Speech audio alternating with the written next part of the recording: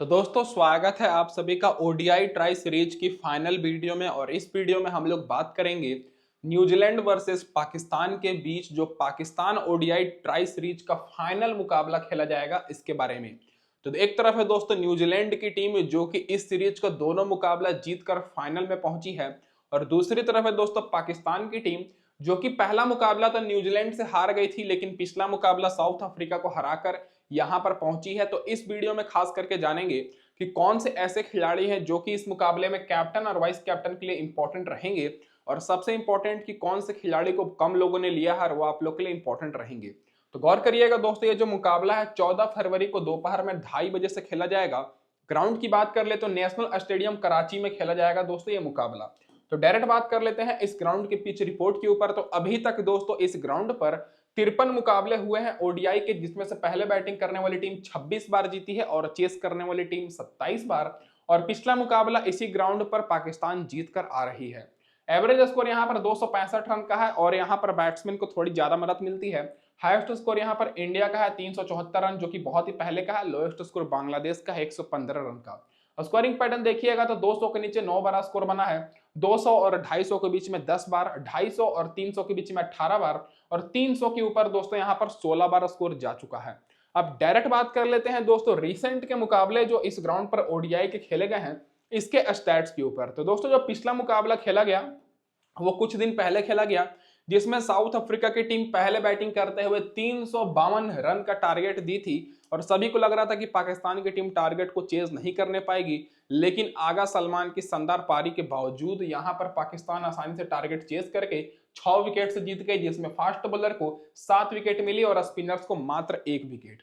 उससे पहले दोस्तों 2023 में खेला गया था उससे पहले मुकाबला, जो कि न्यूजीलैंड 47 रन से पाकिस्तान को ही हराई थी। इसका मतलब यह है कि न्यूजीलैंड इस ग्राउंड पर खेल चुकी है और पाकिस्तान को भी हरा चुकी है। तो इस मुकाबले में भी न्यूजीलैंड हरा सकती है। और इस मुकाबले में फास्ट बॉलर को 10 विकेट मिली थी और स्पिनर्स को 8 विकेट।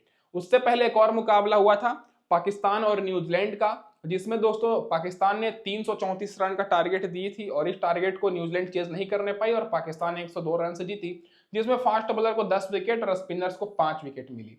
तो पिछला 3 मुकाबला देखकर तो आप लोग एक चीज कंफर्म हो गए होंगे कि पाकिस्तान और न्यूजीलैंड इस ग्राउंड पर काफी सारे मैचेस आमने सामने खेली है और दोनों टीम्स का तगड़ा परफॉर्मेंस देखने को मिलता है। और पिछले दोनों मुकाबले मिलाकर दोस्तों यहाँ पिछले तीनों मुकाबले मिलाकर यहाँ पर फास्ट बॉलर को 27 विकेट मिली है अभी तक और स्पिनर्स को 14 विकेट, जिसमें से फर्स्ट इनिंग में फास्ट बॉलर ने 12 विकेट लिया है और स्पिनर्स ने मात्र 6 विकेट, और सेकेंड इनिंग में फास्ट बॉलर ने 15 विकेट लिया है और स्पिनर्स ने 8 विकेट। तो फर्स्ट इनिंग हो या सेकेंड इनिंग, थोड़ा सा फास्ट बॉलर पर आपको ज्यादा फोकस करना है और दोनों टीम्स में आपको बेहतरीन फास्ट बॉलर देखने को मिलेंगे। अब डायरेक्ट बात कर लेते हैं दोस्तों यहाँ पर हेड टू हेड रिकॉर्ड्स के ऊपर। तो जैसा कि मैंने आपको बताया कि इस सीरीज का दोनों मुकाबला न्यूजीलैंड जीती है, पहला वाला भी और उससे पहले भी दोस्तों इनका परफॉर्मेंस बहुत ही बेहतर था। पाकिस्तान का भी रिसेंट फॉर्म बहुत ही बेहतर है, ओडीआई में पिछले 5 में से 4 मैच जीते हैं। तो दोनों टीम्स का रिसेंट तो दोस्तों बहुत तकड़ा है। साथ ही में हेड टू हेड की बात करें तो पिछले जो 10 मैचेस दोनों टीम्स के बीच हुए हैं उसमें से न्यूजीलैंड 4 बार बाजी मारी है और पाकिस्तान 6 बार। तो इस मुकाबले में भी जो फेवरेट टीम रहेगी वो पाकिस्तान रहेगी, क्योंकि एक तो ये इनका होम ग्राउंड है और दूसरा इसी ग्राउंड पर पिछला मुकाबला साउथ अफ्रीका को हरा कर आ रहे हैं, और हेड टू हेड में भी दोस्तों पाकिस्तान का थोड़ा सा अच्छा रिकॉर्ड है। अब डायरेक्ट बात कर लेते हैं दोस्तों यहाँ पर सबसे पहले क्या रहेगी न्यूजीलैंड की प्लेइंग 11। तो दोस्तों सबसे पहले आप सभी को बता दूं कि सचिन रविंद्रा तो आप सभी को पता है कि चोटिल हो चुके हैं, तो इस मुकाबले में खेलेंगे ऐसा कुछ न्यूज तो आया नहीं है। तो डेवन कॉनवे ही ओपनिंग करेंगे यहाँ पर विल यंग के साथ, फिर तीसरे नंबर पर केन विलियमसन आएंगे जो कि बहुत अच्छे फॉर्म में है, फिर डैरी मिचेल चौथे नंबर पर, फिर पांचवें नंबर पर Tom Latham, Glenn Phillips, Michael Bracewell, Mitchell Santner, Matt Henry, ब्रेन केयर्स और विलियम और रॉकर। तो इनकी जगह पर लॉकी फर्गुसन खेल सकते हैं, और क्योंकि दोस्तों पिछला मैच में ये अच्छा परफॉर्मेंस किए थे तो कम चांस है लॉकी फर्गुसन को खेलने का, लेकिन वो एक्सपीरियंस खिलाड़ी है तो हो सकता है कि फाइनल मैच में उनको मौका मिले। बाकी पावर प्ले में मैट हेनरी और विलियम और रॉकर बॉलिंग कराएंगे, और अगर लॉकी फर्गुसन खेलेंगे तो वो कराएंगे, और आखिरी ओवर में बेन सीयर्स और मैट हेनरी। तो ये तो हो गई न्यूजीलैंड की प्लेइंग 11। अब आगे बढ़ने से पहले मैं अपने भाइयों को ये बोल दूं कि अगर आप लोग भी हमारे चैनल पर पहली बार आए हैं और इसी तरह सारे मैचेस के अपडेट्स पाना चाहते हैं तो सब्सक्राइब करके जाइएगा, नोटिफिकेशन बेल को ऑन कर लीजिए, क्योंकि हमारे चैनल पर सबसे पहले मैचेस की वीडियो अपलोड होती है। और टेलीग्राम पर जुड़ जाइएगा क्योंकि यहाँ पर आपको बिल्कुल फ्री में टीम्स मिलेगी, और टेलीग्राम चैनल का लिंक मैंने आप सभी को वीडियो के डिस्क्रिप्शन में दिया हुआ है। अब डायरेक्ट बात कर लेते हैं सारे खिलाड़ियों के रिसेंट फॉर्म के ऊपर। तो जैसा कि मैंने आपको बताया कि दोस्तों न्यूजीलैंड की तरफ से टॉप ऑर्डर बहुत अच्छे फॉर्म में है। डेविन कॉनवे पिछले मैच में 97 रन की पारी खेले। विल यंग का परफॉर्मेंस उतना वो कुछ खास रहा नहीं है, पिछले मैच में भी 19 रन पर आउट हो गए, उससे पहले 4 रन। रिसेंट फॉर्म देखिएगा तो विल यंग का रिसेंट फॉर्म बेहतर है, लेकिन इस सीरीज में आउट ऑफ फॉर्म चल रहे हैं। तो आप सभी को इनके ऊपर केवल ग्रैंड लीग में फोकस करना है। टॉप ऑर्डर से केन विलियमसन के साथ दोस्तों डेविन कॉनवे बहुत अच्छे फॉर्म में है। केन विलियमसन पिछले मैच में 133 रन नॉट आउट की पारी खेले और उससे पहले 58 run. Recent form Kane Williamson का बेहतर है, डेविन कॉनवे का भी रिसेंट फॉर्म बेहतर है। तो टॉप ऑर्डर से आपको दो खिलाड़ी पर सबसे ज्यादा फोकस करना है, डेविन कॉनवे और दोस्तों केन विलियमसन। और विल यंग की बात करें तो ये इस मुकाबले में ट्रम्प ऑप्शन रहेंगे, क्योंकि रिसेंट फॉर्म इनका भी बेहतर है, तो ये भी कभी भी लंबी पारी खेल सकते हैं। डेरी मिचेल की बात करें तो पिछले मैच में 10 रन पर आउट हो गए, उससे पहले 81 रन की पारी खेले हैं। रिसेंट फॉर्म देखा जाए तो इनका भी बहुत ही तगड़ा है, तो फिलहाल डेरी मिचेल को भी मैक्सिमम लोगों ने अपनी टीम में रखा है, तो ये भी सेफ ऑप्शन रहेंगे। अब इसके बाद टॉम लेथन की बात करें तो बहुत ही खराब रिकॉर्ड है। पिछले तीनों मैच ये जो खेले हैं डक पर आउट हुए हैं, 3 मैच में इनका खाता भी नहीं खुला है, और इस सीरीज में 2 मैच खेले हैं। पिछला मैच दोस्तों साउथ अफ्रीका के खिलाफ ये खेले थे, 0 पर आउट हो गए, और उससे पहले पहला मैच पाकिस्तान के खिलाफ ही खेले थे, 0 पर आउट हो गए। रिसेंट फॉर्म देखा जाए तो बेहतर तो है, लेकिन कुछ कुछ मैचेस में फ्लॉप होते हैं, तो लगातार ये फ्लॉप होते जाते हैं। तो टॉम लेथन मेरे हिसाब से रिस्की ऑप्शन रहेंगे। तो आपको टॉप ऑर्डर से डेविन कॉनवे, केन विलियमसन और डेरी मिचेल पर फोकस करना है, और विल यंग ग्रैंड लीग के लिए ट्रम्प ऑप्शन रहेंगे। बाकी मिडिल ऑर्डर के बाद अब लो ऑर्डर से बात करें तो ग्लेन फिलिप्स का परफॉर्मेंस बहुत बेहतर है। पिछले मैच में मैक्सिमम लोग कैप्टन वाइस कैप्टन को कर रहे थे, लेकिन उन्होंने आपको साफ साफ कह दिया था कि इनको उतना मौका नहीं मिलेगा, और इस मैच में मौका मिल सकता है, क्योंकि दोनों टीम्स कांटे की टक्कर होती है। तो टॉप ऑर्डर दोनों टीम्स का दोस्तों जल्दी आउट भी हो सकता है। तो ग्लेन फिलिप्स पहले मैच में पाकिस्तान के खिलाफ ही 106 रन नॉट आउट और 1 विकेट की पारी खेले हैं। रिसेंट फॉर्म उतना तगड़ा तो नहीं है, लेकिन इस सीरीज में अभी तक तगड़ा परफॉर्मेंस कर चुके हैं, तो ग्लेन फिलिप्स एक बार फिर से इस मुकाबले में इंपॉर्टेंट रहेंगे। मिचेल बार्सवेल दोनों मैच में अच्छा परफॉर्मेंस किए, पिछले मैच में 1 रन, उससे पहले 31 रन 2 विकेट। रिसेंट फॉर्म भी बेहतर है, तो मिचेल बार्सवेल ग्लेन फिलिप्स दोनों को लेकर चलना है। बाकी सेंटनर की बात करें तो पिछले मैच में तो विकेट नहीं मिली, लेकिन पाकिस्तान के खिलाफ 3 विकेट की पारी खेले थे, रिसेंट फॉर्म बेहतर है। मैट हेनरी अभी तक 2 मैच में 5 विकेट ले चुके हैं, रिसेंट फॉर्म बहुत ही लाजवाब है। बेन सीयर्स की बात करें तो खाता अभी तक नहीं खुला है, तो हो सके बेन सीयर्स की जगह पर आप सभी को लॉकी फर्गुसन खेलते हुए दिख जाए, या फिर विलियम रॉकर की बात करें तो पिछले मैच में भले ही 2 विकेट इनको मिली है, तो बेन सीयर्स और विलियम रॉकर इन दोनों की जगह पर लॉकी फर्गुसन का खेलने का चांसेस इस मैच में बनता है। बॉलिंग में आप सभी को ज्यादा फोकस करना है मैट हेनरी के ऊपर और मिचेल सेंटनर के ऊपर, क्योंकि ये दोनों फास्ट और स्पिन गेंदबाज ही ज्यादातर बॉलर्स को मतलब ज्यादातर पारी संभालते हैं और आउट करते हैं। बाकी बेन सीयर थोड़े महंगे साबित हो जाते हैं, और विलियम रॉकर भी थोड़े महंगे साबित हो जाते हैं। अब जो खिलाड़ी बेंच पर बैठे हैं इनकी बात कर लें तो यहाँ पर रचिन रविंद्रा बेंच पर बैठे हैं। पहले मैच में 25 रन की पारी खेले थे, फिर चोटिल हो गए थे, तो दोस्तों इन पर आपको उतना फोकस नहीं करना है। मार्क चैपमैन का रिकॉर्ड बेहतर है, लॉकी फर्गुसन का सबसे बेहतर है, तो लॉकी फर्गुसन खेलेंगे तो आपको अपनी टीम में रखना है। अब हेड टू हेड रिकॉर्ड और वेन्यू रिकॉर्ड की बात करें तो इस ग्राउंड पर तो सारे खिलाड़ी खेले हैं, साथ ही में हेड टू हेड रिकॉर्ड देखा जाए तो विल यंग का 40 का एवरेज है पाकिस्तान के खिलाफ, तो बहुत ही बेहतर है, तो ट्रम्प ऑप्शन रहेंगे ग्रैंड लीग में, और इस ग्राउंड पर 45 का है। तो अगर आप लोग 4-5 टीम बना रहे हैं तो एक टीम में कैप्टन या वाइस कैप्टन आप सभी को विल यंग पर करना है, क्योंकि बहुत ही क्षमता वाले खिलाड़ी हैं, अगर टिक जाएंगे तो लंबी पारी खेल सकते हैं। डेविन कॉनवे का 47 का एवरेज है, हेड टू हेड में केन विलियमसन का 57 का है, ग्राउंड पर दोनों खिलाड़ी का 50 से ऊपर है। डेरी मिचेल का भी 53 का एवरेज है, हेड टू हेड में ग्राउंड पर 25 का है। टॉम लेथन की बात करें तो 27 का ही एवरेज है, लेकिन एक्सपीरियंस टॉम लेथन के पास कूट कूट कर भरा हुआ है, इस ग्राउंड पर 37 का एवरेज है। ग्लेन फिलिप्स की बात करें तो 83 का एवरेज है, 3 विकेट मिला है, तो ग्लेन फिलिप्स इस मुकाबले में इंपॉर्टेंट रहेंगे। हेड टू हेड में अच्छा रिकॉर्ड है, ग्राउंड पर 51 का एवरेज है, 2 विकेट मिला है। मिचेल बार्सवेल का 22 का एवरेज है, 4 मैच में 6 विकेट मिला है, और इस ग्राउंड पर 19 का एवरेज है, 4 विकेट मिला है। सेंटनर 12 मैच में 11 विकेट और ग्राउंड पर 1 ही विकेट मिला है। बॉलिंग में बात करें तो 15 मैच में 31 विकेट है, हेड टू हेड में मैट हेनरी का, और इस ग्राउंड पर 3 मैच में 7 विकेट, तो मैट हेनरी को तो ड्रॉप बिल्कुल नहीं करना है। बाकी बेन सीयर्स और विलियम रॉकर का ग्राउंड पर तो नहीं खेले हैं, हेड टू हेड में विकेट नहीं मिला है, जो कि पहला मैच खेले थे। अब इसके बाद डायरेक्ट बात कर लेते हैं कि पाकिस्तान की क्या रहेगी इस मुकाबले में प्लेइंग 11। तो दोस्तों पाकिस्तान की तरफ से हारिस रऊफ की जगह पर पिछले मैच में मोहम्मद हसनैन खेले थे, विकेट तो इनको नहीं मिली, लेकिन प्लेइंग 11 लगभग सेम ही रहेगी पूरी तरीके से। फकर जमन के साथ बाबर आजम ओपनिंग करेंगे, फिर साउथ शकील भी दोस्तों पिछले मैच में खेले थे और ये इस बार भी फर्स्ट डाउन बैटिंग करने आएंगे। फिर मोहम्मद रिजवान आएंगे, आगा सलमान जो कि बहुत अच्छे फॉर्म में है, तैब ताहिर, खुशदिल शाह, शाहीन अफरीदी, मोहम्मद हसनैन, नसीम शाह और अबरार अहमद।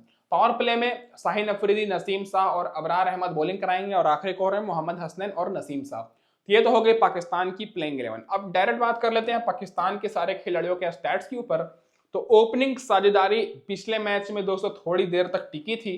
पिछले मैच में फकर जमान 41 रन की पारी खेले और बाबर आजम 23 रन। और पहले मैच की बात करें तो फकर जमान ने 84 रन की पारी खेले थे, फिर Babar Azam 10 run. Recent form देखा जाए तो दोनों टॉप ऑर्डर का रीसेंट फॉर्म बेहतर है, तो इस मुकाबले में दोनों टॉप ऑर्डर इंपॉर्टेंट रहेंगे। और हालांकि दोनों टीम्स के टॉप ऑर्डर अच्छे फॉर्म में भी हैं, साउथ शकील थोड़े से रिस्की हो सकते हैं, लेकिन आप सभी को इनके ऊपर ज्यादातर ग्रैंड लीग में फोकस करना है। दोनों टीम्स की तरफ से टॉप ऑर्डर में दो ऐसे खिलाड़ी हैं जो कि उतना लोगों ने नहीं लिया है, लेकिन दोनों खिलाड़ी के पास क्षमता बहुत है।